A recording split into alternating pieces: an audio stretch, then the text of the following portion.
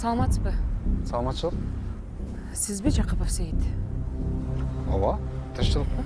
Биздин курбу кызыбыз аябай кыйналып атат. Жардам бере аласызбы?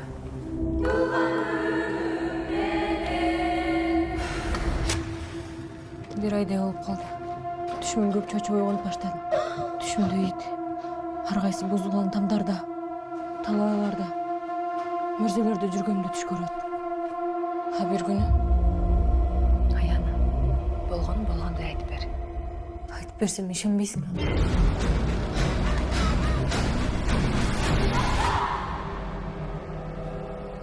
Ошол күндөн баштап алсыз болуп калдым. Желкем тырышат. Үстүлдө буруп отургансың. Азат менен музейден таанышып калгам. Оозунан сени сүйөм деген сөзү түшчү эмес. Каалашынча ойлоп туруп, таштап кеткенине аябай ичим ачышып калган.